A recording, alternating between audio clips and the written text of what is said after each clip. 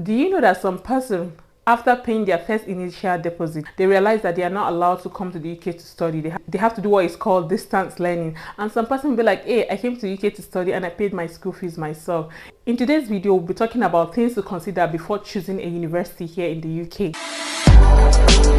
You'll be living your good life. Catch a glimpse from the outside, then you see me now, see me now, see now. Hello everyone, welcome back again to my YouTube channel. If today is your first time here, my name is Stella. If you've not subscribed to my channel, what are you waiting for? Please don't forget to like, subscribe and share my videos. Click on that notification bell so you get notified whenever I post any new video. And for my returning subscribers, thank you guys for the love, thank you guys for the support. I really appreciate. Thank you guys so much. So on my channel, I talk about my life here in the UK, what's happening around me, and I share information. In today's video, we'll be talking about things to consider before choosing a university here in the UK as an international student. So if you have been following me, you will know that I came to the UK via the student route, which is the Tier 4 visa. But there are some things we do not even consider before choosing a university or before choosing the course. All we know is that we were leaving Nigeria. Yes, that's just it. But in today's video, I'll be sharing with you guys things to consider so that you guys will not make such mistakes, just in case if you're interested in coming to the UK to study, because I realize that lots of people have been coming in. Honestly, the way people are coming in is unbelievable. But let's just talk about the first thing to consider before coming to the UK as an international student. Number one is career, that's job prospect. So you consider the course you're here to study. If the course after you study, is it going to get you a job, or is it that you just want to like come to the UK and just study? All you want is just to leave your country wherever you're watching this video from. For me as a person, I think after paying the amount of school fees, I think you should consider a course that if after studying you should at least have a better chances of getting a job. Do you understand what I'm saying? Because sometimes, you know, after these studies, some persons will be like, there'll be no job for them.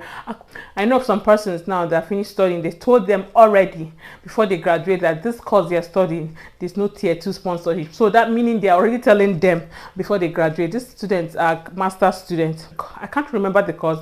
Can you imagine, after studying, they're already telling you that there's no sponsorship, there's no tier 2 sponsorship for this particular course? I think for me, I think you should consider the cost, to be honest. You don't want to spend all of that money for nothing. Yes, I know there are other jobs opportunity, but if you're looking into getting a better job, like after your master's or your degree, I think you should consider the course you're applying for. This number two is very important, to be honest. Some people don't really know about it, and some people don't really, you know, consider. All they know is that they're looking for cheap university, they just pay, and after paying your first initial deposit, mind you, you cannot apply for a refund because that money is gone. Yes, what I mean by this number two is very important is before choosing any university in this UK, ensure that the university is accredited Tier 4 visa sponsor.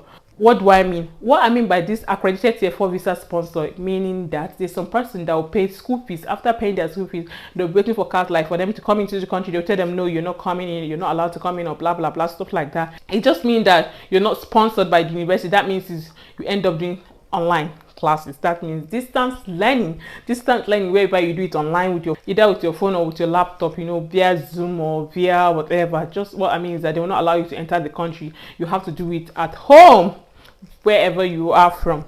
Yes, so if you're thinking of coming to the country, then please be sure that this university is accredited Tier 4 visa sponsored, so you don't fall a victim. Because I know that most people don't really want to study from home or don't want this distance learning. I'm sure that most persons applying to study in the UK want to study inside the country. They don't want distance learning. So if you don't want that, please be sure before you apply that university. Just don't think about how cheap the university is, because you don't want to fall victim. So yes, so this number two is really important. The third one is research about the school. Like, say, just check reviews. That's what I'm trying to say. There's some universities that student reviews are very poor or very bad. So what you need to do is that you need to check online, make good research about the university, because you don't want to end up going to any kind of university. At least, I'm not saying you should go to the best university. Just go to a university that at least up to standard. You don't have to go to the best universities, but at least let the review, you know, be at least manageable. You don't just want to go to any kind of university. People don't consider this, but to be honest, it's something you should consider. And the fourth one is location. So when we say study in the UK or universities in the UK, this UK is divided into how many parts? I think it's 4. I think it's for England, Wales, Scotland, and Northern Ireland. I don't know, but I'm not really sure, but I think it's not an island. I think it's not an island, yeah. So for me, I live in England. I think England is most expensive place. So this 4 place is generally called UK. So let's say you're coming to study, maybe you're sponsoring yourself, you have to check the funding and the tuition fee. There's some universities that are cheaper, and also there's some universities that will show you their breakdown. Like after your first initial deposit, they'll tell you this is how much you pay after 3 months, this is how much you pay after 4 months, and there's some universities that are a bit cheaper. So in these 4 places, Scotland is also a good place to study because it's affordable. England is expensive, but in England there are other affordable universities and other affordable cities and affordable places to study, to be honest. Yes. So let's say you're coming to study here in the UK. When you check the university, also check their funding. How much are you going to pay after 3 months? That's why you see some person say, I came to study in the UK and I paid my school fees myself. That's because they saw the breakdown of the school fees and they feel, yeah, this is what I can do. I'll come to school to study and also work and pay off my remaining school fees. But at the same time, you have to check how much the school fees cost, not just coming to study. You have to check how much it costs to study in that particular university. Yes. So like I said, location matters. But before I leave this point, I must say, for those of you that are like flexing, to be honest, London is the best place to flex, but at the same time, London is very, very, very, very, very, very expensive.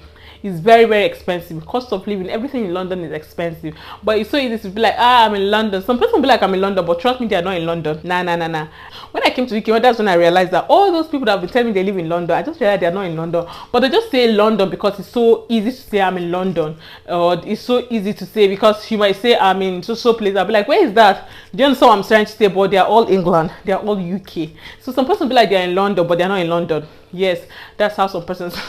Yes, that's the truth. Like me now, I'll be like, I'm in Huddersfield. Some person will be like, where's Huddersfield? This one, is he abroad? Is he UK at all? That's because like people don't really know the place. Do you understand? But I think when you say London, when you say Manchester, it's so easy for people to understand. You know, yeah, you're in the UK, or yeah, yes, you're in England. So yes, please, if you're coming to study, consider that. Please consider that, especially if you're planning to sponsor yourself. You see, that money matter is very, very important. If you except you want them to keep blocking you anyhow from the school, and before you know it, they send withdrawal. And these days I realize that if people don't pay school fees, they after blocking them, because before they keep blocking, but these days it's so easy for them to just forward it to home office, and before you know it, home office will send you a withdrawal letter for you to evacuate the country. Yes, so be careful if you don't want to evacuate the country. Anyways, that's by the way. And the next one is Ielts. This is another interesting part. So many people want to come to the UK, but they don't want to write this Ielts. For me, I came from English speaking country. I don't know about other people, but for me as a Nigerian, when I was coming to this country, me and my husband did not write any English test. Because if they had asked us to write English test, definitely I'll tell my husband, I beg, look for another school that will not write that test. Because me, I'm not ready to write any test, to be honest. But anyways, if you think you can do the test, then just apply any university. But like I said, there's some university that will ask for this English test. So if you don't want to write any English test, or you don't have, the confidence to write it, please look for other universities that don't even require English test. They're not bothered about the English test. Yes, and there's some universities that will still ask for precast interview. That before they issue you the card that you will use to apply, to the home office. That precast interview, sometimes again, some person get lost. When they're asking you questions and you start trying to speak for them, before you know it, everything done scatter. So all these things are things you should consider. Try and ask your agent or check online. Please, do I need to write Ielts, or do I need to go for my precast interview before they issue me the cards? Because if they issue you the cards, that's the cards that you use to apply for your visa. So if you're not interested in all these things, you don't want to write English test, you don't want any interview from any university, please consider that before applying for university. If not, you go over you. So the next one is the percentage of international students. Meaning, you don't want to go to a university whereby it's only you that will be the, let me just say the normal thing. You're only the black student there. You don't want to go to that kind of place. It's good for you to go to a place whereby there are lots of international students, meaning like there are people from Zimbabwe, from Ghana, from Nigeria, from Asia, at least like mixed race. That's just what I'm trying to say. If you just go to a place whereby it's like more of like just the English people, I think you will not really be comfortable, and you'll not really you know, blend well. But when you see your fellow African people, the ginger, the happiness, everything will be in you. Or if you see your fellow wherever you come from, I think you'll be excited to see your own people. To be honest, when I came to the UK, here in Huddersfield, there were not lots of black people, but it was okay. I could remember that time we just have one African shop.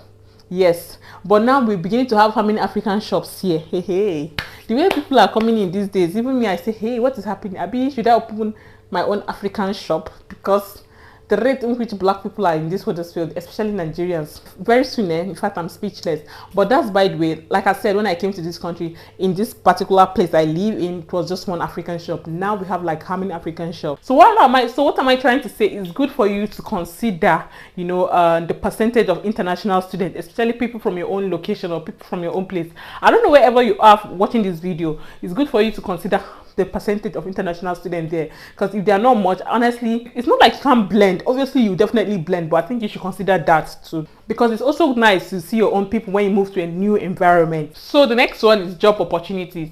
So before you apply for any university, check the environment, job opportunities. There are any job opportunities in that school environment, especially those of you who are coming to sponsor yourself. Honestly, consider the job opportunity, the environment, the rent. You don't want to go to a very expensive place where you cannot meet up the rent and your school fees. So check this before applying. Make sure that there are a lot of job opportunity. Make sure that the houses are cheap, or should I say affordable, because I don't want to use the word cheap, especially accommodation in UK, but anyways, that's by the way. But make sure that there are job opportunity, accommodation, affordable before you apply for these universities, because some persons are facing that challenges, because you don't want to be studying here and be traveling very far to work. So that is it for people wanting to study here in the UK. I think these are things you should consider before applying to study in any university. And with this point, I'm sure it's going to help someone. So we've come to the end of today's video. If you find this video informative, don't forget to give this video a thumbs up, like, subscribe and share. And please don't forget to leave a comment if you have any type of video you want me to make. Leave it in the comment section and I'll get back to you guys. Bye guys.